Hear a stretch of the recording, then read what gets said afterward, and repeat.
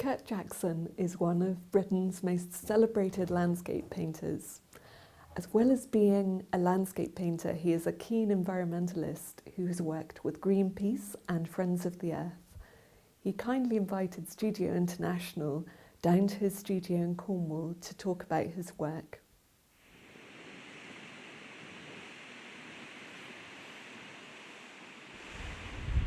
I'm often referred to as an environmental artist, or an environmentalist, or an artist who engages with the agenda of the environment, and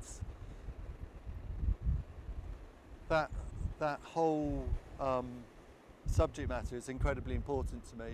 It's vital to me. On one level, just as a person living in the 21st century, but on another level as an artist within my work. So my subject matter, the sort of concepts behind the work, the reasons I'm making that work, but also how I make that work, and how, even on a more subtle level, maybe how I live as an artist and as again a person at this time and place. But it works on all sorts of levels. You know, sometimes it can be very blatant and ideas are quite in your face within the work, and sometimes it's quite subtle and it's maybe even sort of metaphorical, so it maybe needs some discussion or some description about the nature of the work. But whether we're talking about a celebration of the diversity of life and just the wonder and the beauty of the animals and plants we share this planet with, and how we need to appreciate them and therefore give them a chance of survival, or whether we're talking about the pressures upon those animals and plants on individual habitats through the effects of mankind, or whether we're talking about climate change and how that's coming about, what's the reason for it, or how we can take measures to basically hold it back a little, maybe, or recover a little bit from it, or you know, these are all issues that to me are completely valid to be starting points for work and to be involved in the making of work. And so I come to somewhere like this, and we've got this big open wild stretch of sea out here in front of us off West Cornwall, and on one level I'm using it as like a blank canvas upon which to discuss all these ideas and subjects, whether we're talking about the diversity of life here or the individualism of the place through its identity and how it's been shaped by people working here and living here, or whether we're talking about the changes in sea level or the changes to populations of animals and plants, or whether we're talking about it as a sort of a metaphor for changes on a sort of planet level, on a really huge level, as opposed to just this little bit of Cornwall. It's a starting point for a lot of my work. So you know, this little vernacular shed perched on the cliff is a place that I frequently hide in, both from the worst of the weather, but also from prying visitors who sometimes want to find me and see what I'm up to, and I need a certain level of privacy when I make work, so it's a little bolt hole on the cliff at times. Well, we were down on the coast at Cape Cornwall, and this painting, which is quite an early painting, it goes back 10 or 15 years actually, it's called All That's Left, and it refers to that part of the coast where I have been painting now for, I don't know, 20-something years. I've spent a lot of time there. It feels very close to me now. But there's a fishing community that work and live down there. And the fishing huts, the boat houses, of which I use one as a studio, are filled with all the fishermen's gear and tat and their tools of their trade. And the waterproofs on the bottom part of this painting were left behind in one of those huts when a fisherman died. He died from old age. He'd been a fisherman all his life, and I knew him well. And after I went to his hut, you know, a year or so after he'd passed away, I found these waterproofs of his, and they were so encrusted with salt, they were like frozen in the formation, in the form of a man lying there on the floor. And I literally picked them up, and they stood upright on their own, and they became collaged onto the canvas, and just as a sort of a symbol of that fisherman's life and his time on that cove working. But I think it's sort of quite a poignant painting, because it can obviously be read in different ways, as in, you know, both a symbol of his life, but also as the remnants of the fishing industry and the state of the fishing industry. You have to talk about, why is the fishing industry dying? What's happened to it? What are the reasons behind it? And some of these are very important issues that need to be discussed and solved, essentially, so resolved. The landscape obviously plays a huge part in my work, but I don't see myself as a landscape artist, because when I look at landscape, it's not just about topography or the lie of the land. I mean, that is obviously important in composing a piece of work, but I'm equally interested into how landscapes evolve, either through the pressures of us on the land or within the land, or more natural processes. I'm constantly researching and looking into whether it's geological or meteorological sides to a place, or whether it's the fauna and flora, or it's the culture of people who have lived or do live there.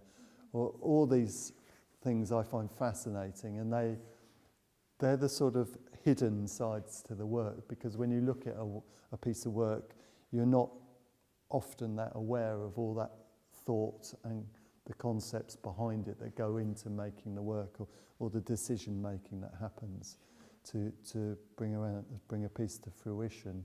And it's a piece that's come about of this project I've called Place.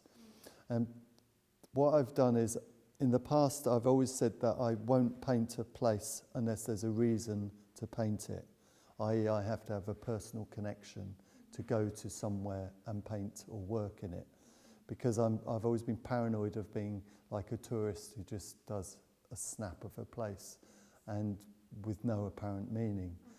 And so it's always been about, I have a childhood connection to a place, or there's something I've read about and been fascinated about for years and years, you know, something lives or grows there, or some event happened there, or something like that. Anyway, with this project Place, I've turned that on its head, and what I've done is I've asked 30-something different people in Britain to select a place that had a meaning to them. And because I realised that, okay, I've always chosen places with meanings to myself, but that meaning might be because I know someone that's attached to that place. It might be a member of my family, or a relative, or just someone I know or like, or inspired by. So I've pushed that further. I've found these people, and I've said, choose a place that has a meaning to you. I'm going to go there and paint it. You're going to write about it. We're going to put your words and my images together, and we're going to produce a body of work. So this came about because of this one. I asked John Sovin, who's the director of Greenpeace in Britain, to select a place. This is the Broomway, which is known as the most dangerous footpath in Britain. And it's a traditional public footpath that goes out across the salt marshes and the mud flats of East Anglia, and goes to a promontory and an island further along the coast. And it in the past it was the only way you could get there. It's known as the most dangerous path because so many people died on it, both from falling into the mud and from this very rapid tidal race that comes in. It was called the Broomway because it was marked with sticks with bunches of twigs on the top that looked like old-fashioned brooms. I laid my canvas out on the mud, I dipped it in the mud, I painted on it, I stuck shellfish shells on it. I spent as long as I could before the tide chased me off producing this painting. So you have this huge empty expanse of mud that has been the graveyard of so many people and is the source of so many stories and folkloric stories now, and is an incredibly powerful bit of the countryside. But I didn't know about it until John Sovin asked me to go there. So it's one example. But in its own right, I'm pleased with it as a painting, and it had to work as a good painting, obviously. It couldn't just exist as a reminder of my day on this coast. It had to be more than that. Yes. Across the top, as I often do, I scribble lines on it as I'm working. I mean, yeah, it's got the most dangerous footpath in Britain. Autumn begins. It felt like there was this end of one season, the beginning of another season. It was an ebbing tide. But there was gale force winds shooting across this empty place.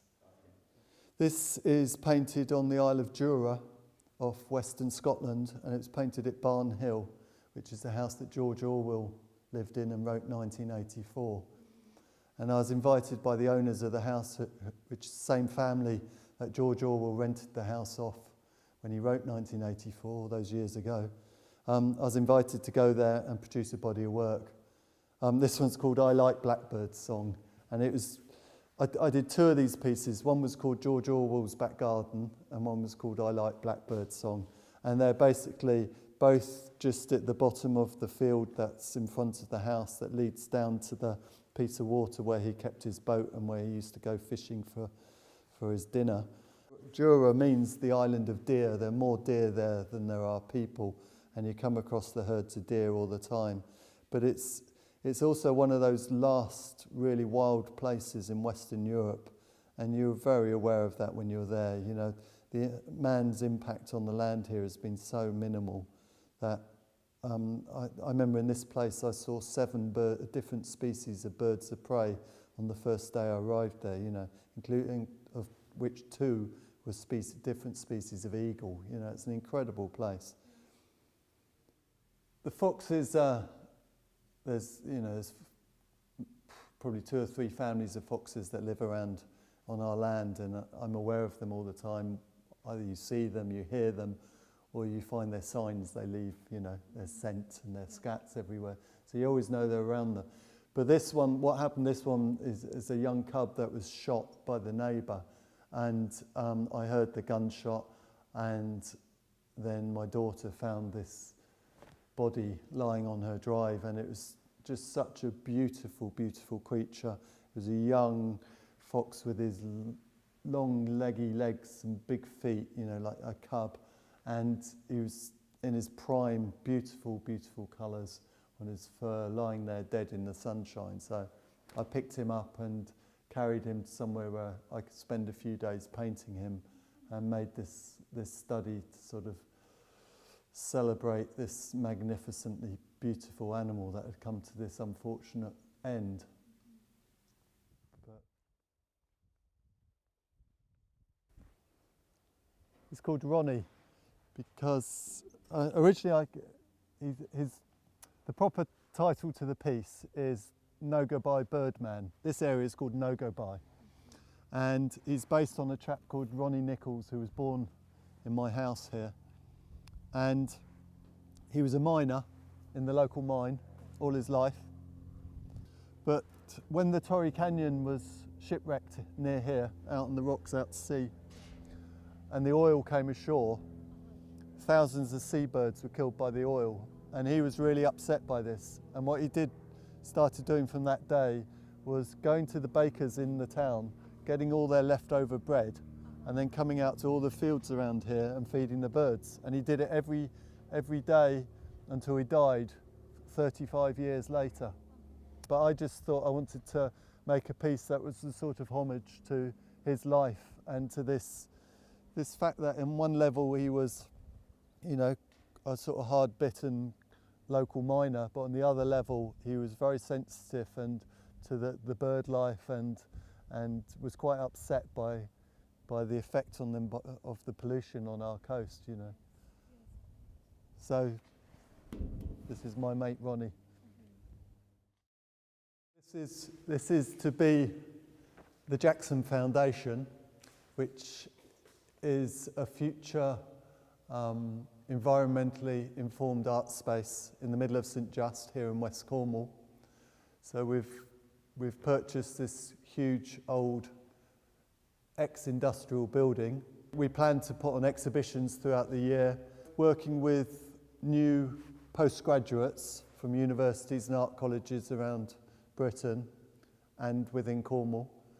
And then also a series of exhibitions which will be myself and my own work collaborating with various environmental groups, pressure groups, organisations, everything from the RSPB through to Natural England or the Environment Agency, the National Trust, and then very local groups, Cornish groups, and local colleges, schools.